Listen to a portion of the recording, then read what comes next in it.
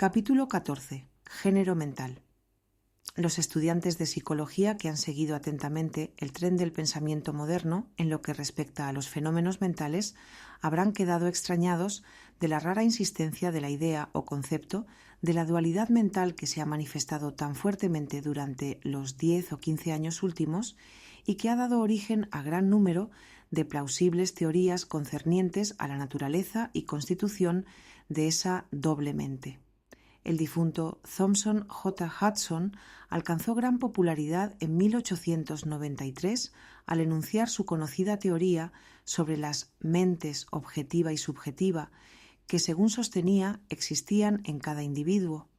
Otros autores han llamado igualmente la atención con sus teorías referentes a las mentes consciente y subconsciente, mentes voluntaria e involuntaria, mente activa y pasiva, etc.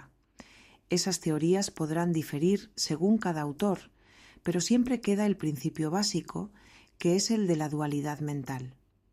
El estudiante de la filosofía hermética se siente tentado por la sonrisa cuando lee y oye hablar de esas numerosas teorías nuevas respecto a la dualidad de la mente, adhiriéndose cada escuela tenazmente a su propia doctrina, proclamando cada una con empeño que ha sido ella la que ha descubierto la verdad. El estudiante que hojee el libro de la historia oculta encontrará en su mismo principio referencias a las antiguas enseñanzas herméticas sobre el principio del género, y si prosigue su examen, encontrará que esa antigua filosofía conoció el fenómeno de la dualidad mental y la explicó mediante la teoría del género en la mente. Este concepto del género mental puede ser explicado, en pocas palabras, a los estudiantes que ya se han familiarizado con las teorías modernas que aluden al mismo. El principio masculino de la mente corresponde a la llamada mente objetiva, mente consciente, mente voluntaria o activa, etc., en tanto que el principio femenino corresponde a la llamada mente subjetiva, subconsciente, involuntaria, pasiva, etc. Por supuesto, la enseñanza hermética no concuerda con las muchas teorías modernas concernientes a las dos fases de la mente, ni admite muchos de los hechos proclamados por esas escuelas en apoyo de ese doble aspecto. Si indicamos la base de la concordancia, es para facilitar al estudiante la asimilación de los conocimientos adquiridos con anterioridad sobre la filosofía hermética.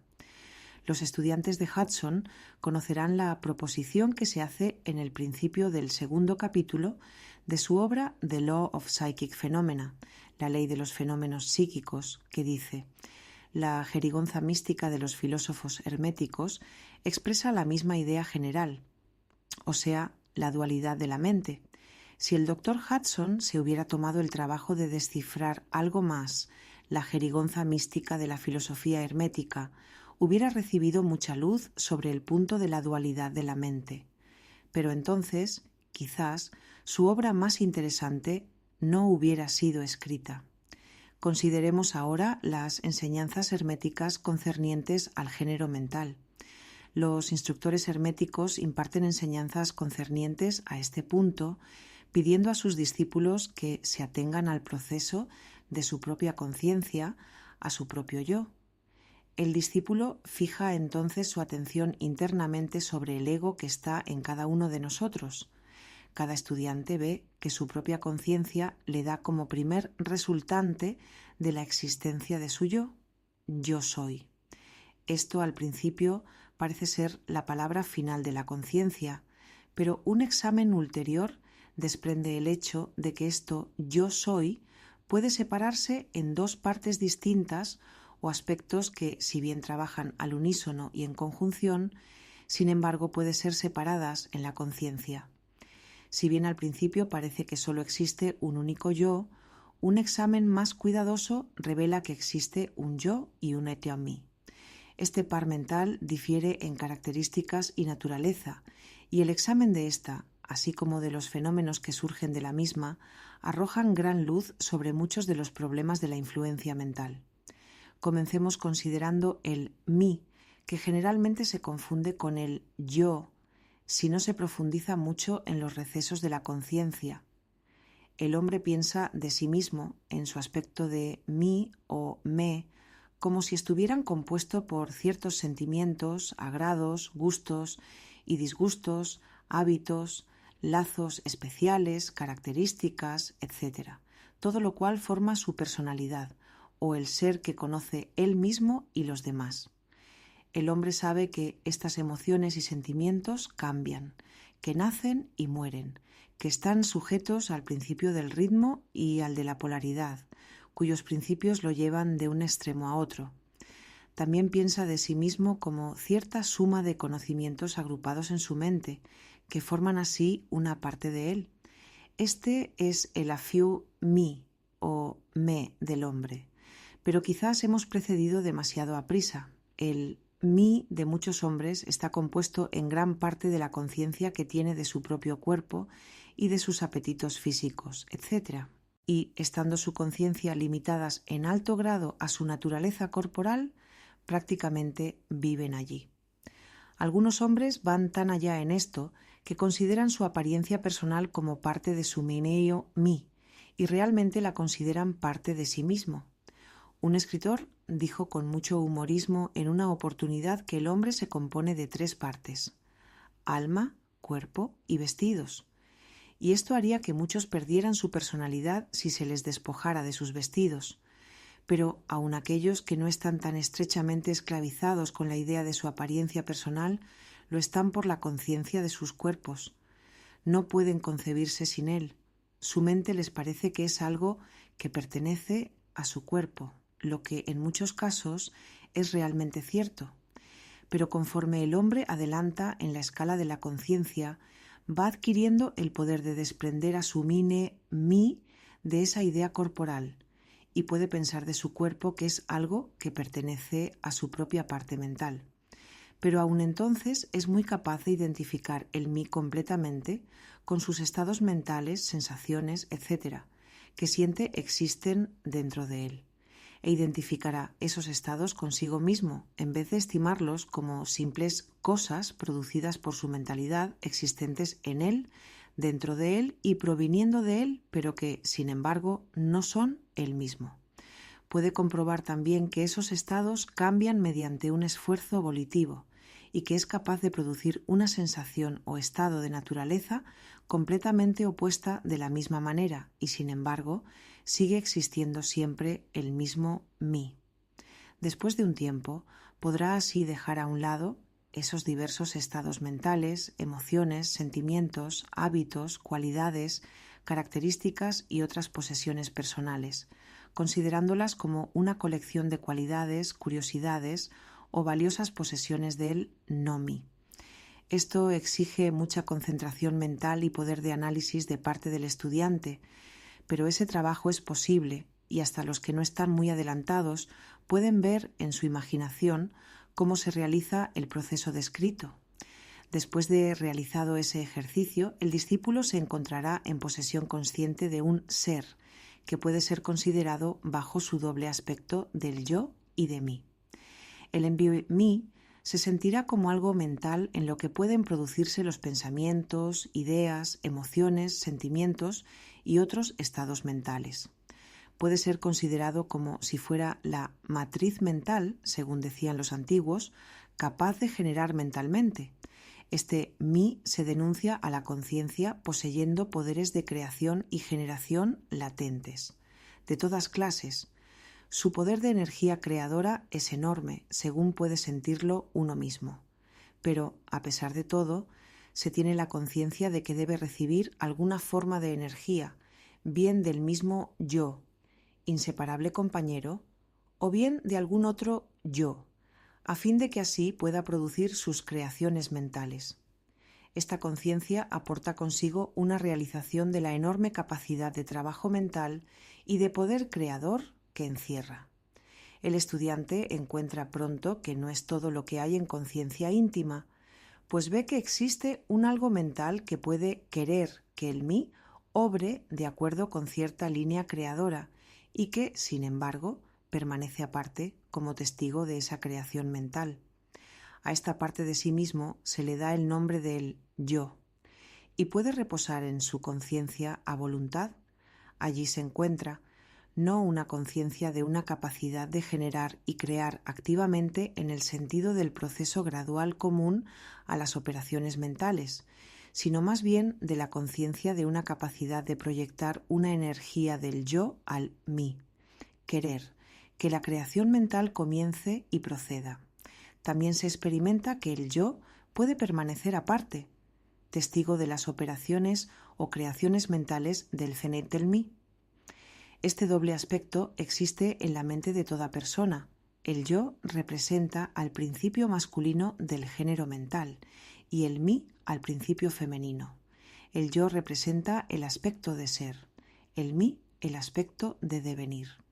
Se notará que el principio de correspondencia opera en este plano lo mismo que en el que se realiza la creación del universo. Los dos son parecidos, si bien difieren enormemente de grado. Como es arriba, es abajo, como es abajo, es arriba. Estos aspectos de la mente, los principios masculinos y femeninos, el yo y el mí, considerados en relación con los fenómenos psíquicos y mentales ya conocidos, dan la clave maestra para dilucidar la operación y manifestación de esas nebulosas regiones de la mente. El principio del género mental aporta la verdad que se encierra en todo el campo de los fenómenos de influencia mental. La tendencia del principio femenino es siempre la de recibir impresiones, mientras que la tendencia del masculino es a darlas o a expresarlas. El principio femenino tiene un campo de acción mucho más variado que el masculino. El principio femenino conduce el trabajo de generar nuevos pensamientos, conceptos, ideas, incluso la obra de la imaginación. El masculino se contenta con el acto de querer en sus varias fases. Sin embargo, sin la ayuda activa de la voluntad del principio masculino, el femenino puede contentarse con generar imágenes mentales que son el resultado de impresiones recibidas del exterior en vez de producir creaciones mentales originales. Las personas que pueden prestar continuada atención a un sujeto emplean activamente ambos principios mentales, el femenino en el trabajo activo de la generación mental y el masculino en estimular y dar energía a la porción creadora de la mente. La mayoría apenas hace uso del principio masculino y se contenta con vivir de acuerdo con los pensamientos e ideas que se filtran en su mí y provienen del yo de otras mentalidades. Pero no es nuestro propósito detenernos en esta faz del asunto, cosa que puede estudiarse en cualquier tratado bueno de psicología, con la clave ya indicada sobre el género mental. El estudiante de los fenómenos psíquicos conoce la realidad de los maravillosos fenómenos clasificados como telepatía, influencia mental, sugestión, hipnotismo, etc. Muchos han buscado explicación a estas diversas fases de los fenómenos siguiendo las teorías de dualidad mental promulgadas por los diferentes instructores y hasta cierto punto están en lo cierto, porque realmente existe una manifestación clara y definida de dos fases distintas de actividad mental.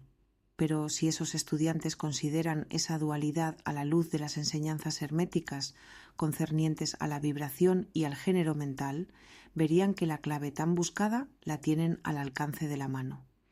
En los fenómenos telepáticos se ve que la energía vibratoria del principio masculino se proyecta hacia el principio femenino de otra persona y que esta última absorbe ese pensamiento y le permite desarrollarlo y madurarlo. En la misma forma obra la sugestión y el hipnotismo.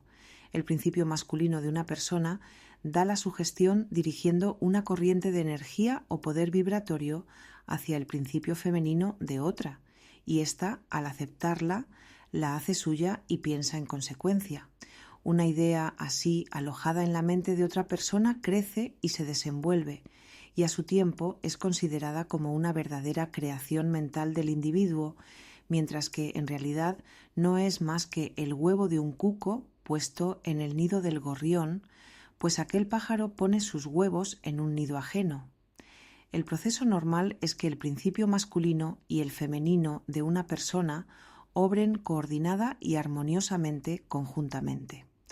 Pero, desgraciadamente, el principio masculino del hombre corriente es demasiado inerte y perezoso para obrar, y el despliegue de poder volitivo es muy ligero, y, en consecuencia, la mayoría está dirigida por las mentes y voluntades de los demás, a quienes se permite querer y pensar por uno mismo. ¿Cuántos pensamientos u obras originales hace el hombre corriente? ¿No es la mayoría de los hombres simple sombra o eco de los que tienen una mente o voluntad más fuerte que la suya? La perturbación proviene de que el hombre corriente descansa casi completamente en su conciencia del mí y no comprende que realmente tiene un yo. Está polarizado en su principio femenino mental y su principio masculino, en el que reside la voluntad, está inactivo e inerte. El hombre fuerte del mundo manifiesta invariablemente el principio masculino de voluntad y su fuerza depende materialmente de este hecho. Y en vez de vivir en las impresiones que le producen otras mentalidades, domina su propia mente mediante su voluntad, obteniendo así la clase de imágenes mentales que quiere y dominando así también las mentes ajenas de la misma manera. Contémplese un hombre fuerte y véase cómo se las arregla para implantar sus gérmenes mentales en la mente de las masas, obligándolas así a pensar de acuerdo con sus deseos. Este es el por qué las masas son como rebaños de carneros, que nunca originan una idea propia ni emplean sus propios poderes y actividades mentales. La manifestación del género mental puede notarse en todas partes diariamente. Las personas magnéticas son las que pueden emplear su principio masculino para imprimir sus ideas sobre los demás. El actor que hace reír o llorar a la concurrencia está haciendo uso de este principio. Igualmente sucede con el orador, político, predicador o cualquier otro que atraiga la atención pública. La influencia peculiar que ejerce un hombre sobre otro es debido a la manifestación del género mental según las líneas vibratorias ya indicadas. En este principio está el secreto del magnetismo personal, de la fascinación, etc., así como también de los fenómenos agrupados bajo el nombre de hipnotismo. El estudiante que se ha familiarizado con los fenómenos generalmente denominados psíquicos habrá descubierto la importante parte que desempeña en los citados fenómenos esa fuerza que la ciencia llama sugestión, por cuyo término se indica el proceso o método por el cual se transfiere una idea o se imprime sobre la mente de otro, obligando así a la segunda mentalidad a obrar concordantemente. Una verdadera comprensión de la sugestión es necesaria para comprender inteligentemente los varios fenómenos psíquicos a que la sugestión da origen, pero aún es más necesario el conocimiento de la vibración y del género mental, porque todo el principio sugestivo depende de estos. Los escritores sobre la materia de sugestión dicen que la mente objetiva o voluntaria es la que hace la impresión mental, o sugestión, sobre la mente subjetiva o involuntaria, pero no describen el proceso ni indican alguna analogía mediante la cual sea más fácil comprender la idea. Si se contempla el asunto a la luz de las enseñanzas herméticas, se verá que la energetización del principio femenino por la energía vibratoria del masculino está de acuerdo con las leyes universales de la naturaleza, y el mundo natural ofrece innumerables analogías que facilitan la comprensión del principio. En realidad, la doctrina hermética afirma que la misma creación del universo obedece a dicha ley y que en todas las manifestaciones creadoras sobre los planos espiritual, mental y físico siempre está en operación el principio de género, la expresión de los principios masculino y femenino. Como es arriba, es abajo, como es abajo, es arriba. Y aún más que esto, cuando se comprende este principio se es capaz de clasificar inteligentemente de inmediato los variados fenómenos psicológicos en vez de quedarse confuso ante ellos. El principio realmente trabaja en la práctica, porque está basado sobre las leyes universales e inmutables de la vida. No entraremos ahora en una dilucidación detallada de los diversos fenómenos concernientes a la influencia mental o a la actividad psíquica. Hay muchos libros, en su mayor parte muy buenos, que se han escrito últimamente sobre el asunto. Los hechos principales señalados en esas obras son exactos, aunque los diversos autores tratan de explicarlos por las diferentes teorías de su propia cosecha. El estudiante puede familiarizarse con estas materias y, utilizando la doctrina del género mental, podrá coordinar convenientemente la masa caótica de teorías y enseñanzas en conflicto, y podrá, además, adueñarse completamente del asunto si a ello se sintiera inclinado. El objeto de esta obra no es el de dar una explicación extensa de los fenómenos psíquicos, sino más bien el de indicar sencillamente la clave maestra que abre las muchas puertas que conducen al templo del saber, si se desea explorar su interior. Creemos que, al examinar las enseñanzas encerradas en el Kybalion, es fácil encontrar la explicación de muchas dificultades que confunden. De nada sirve entrar en detalles referentes a las muchas características de los fenómenos psíquicos y mentales si al estudiante le son dados los medios para comprender el asunto que atrae su atención. Con la ayuda de el Kybalion se puede entrar en cualquier biblioteca, pues la antigua luz de Egipto iluminará las páginas confusas y los problemas obscuros. Este es el verdadero objeto de esta obra. No venimos a exponer una filosofía nueva, sino a suministrar las bases fundamentales de la antigua enseñanza universal que esclarece todas las doctrinas y que servirá para conciliar todas las teorías, por diferentes u opuestas que parezcan. Fin del capítulo. Gracias por acompañarnos en este viaje de conocimiento. Si esta enseñanza te ha resonado, no olvides suscribirte, activar la campanita y dejar tu comentario. Tu opinión y energía son esenciales para seguir expandiendo esta sabiduría ancestral. Nos vemos en el próximo capítulo de El Kybalion. Arsayan Nayasra.